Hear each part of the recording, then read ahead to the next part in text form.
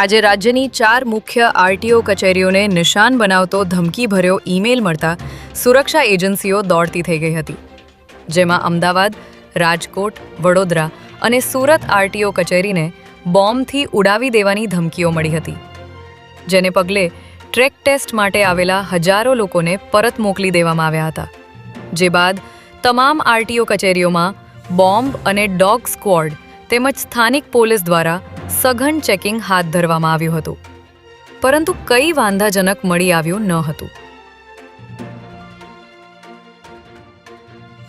અમદાવાદના રાણીત વિસ્તારમાં પારિવારિક હિંસાની વધુ એક ચોંકાવનારી ઘટના સામે આવી છે, જેમાં પીડિતાના પતિ અમિતે તેના ફોય પાસેથી 15 થી 20 લાખ રૂપિયા લીધા હતા. પીડિતાનો ભાઈ આ પૈસાની ઉઘરાણી કરવા ઘરે આવ્યો ત્યારે અમિત ઉશ્કેરાઈ ગયો હતો અને પરિવારને ગાળો ભાંડી ઘરમાંથી બહાર કાઢી મૂક્યા હતા. ત્યારબાદ આવેશમાં આવી ગયેલા અમિતે પત્ની પર હુમલો કરી ઢોર માર માર્યો હતો, જેનો વિડીયો હાલ વાયરલ થયો છે.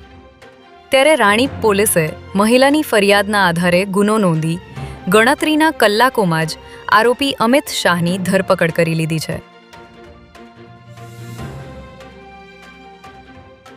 આજે ભાજપનો સ્થાપના દિવસ હોવાથી સમગ્ર દેશ સહિત ગુજરાતમાં આ દિવસની ઉજવણી થઈ રહી છે.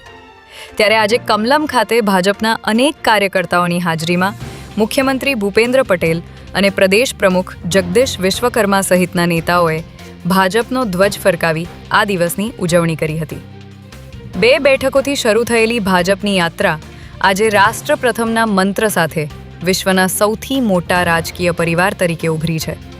ત્યારે આ પ્રસંગે પક્ષના તમામ નેતાઓ અને કાર્યકરો મોટી સંખ્યામાં ઉપસ્થિત રહ્યા હતા.